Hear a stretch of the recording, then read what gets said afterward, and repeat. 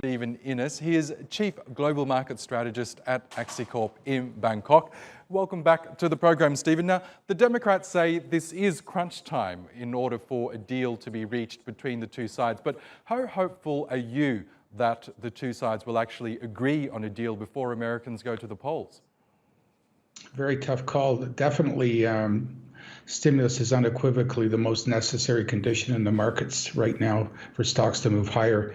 It would be great if they could come to an agreement. My only feeling here is if we have a capitulation on the Democratic side, would we see a deal get put through the Senate? And I think that's where the big stumbling block's ultimately going to happen. So I'm not overly optimistic we're going to see one by the deadline, but deadlines in these situations are made to be broken. I mean, if there's still constructive progress being made, I think the political calculus is there to have a deal. I don't think anybody wants to be painted as in favor of unemployment. So fingers crossed we do get something done later today or even perhaps before weeks out.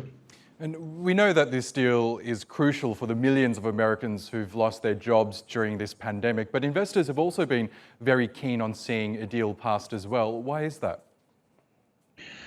Well, I mean, it's just the thought here, this market's getting driven by stimulus, but really it comes down to the economic conditions. And I think the next push in stock markets is going to be driven by economics. And without this stimulus, I think economics go a little bit sideways here. We need to get an unemployment back on track. And I think, speaking of necessary conditions, I think stimulus is really going to be the key. Look, we've got, 50,000 people catching COVID again today in the U.S.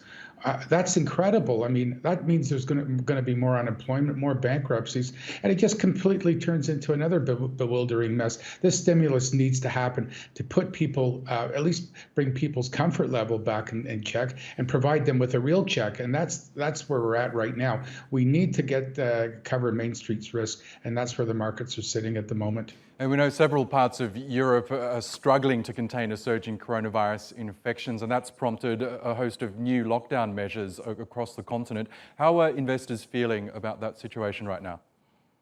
It's still a little bit reticent in the sense that these are soft lockdown measures. It's the fingers crossed here that these soft lockdown measures are going to control the spread. But the market's, into this fool me once, but you're not going to fool me again kind of attitude here. They want to see the curve flatten before they jump back into those reopening narratives again. So I think we're back to fingers crossed that the curve does flatten. Okay, Stephen Innes from AxiCorp in Bangkok. A pleasure as always. Thank you.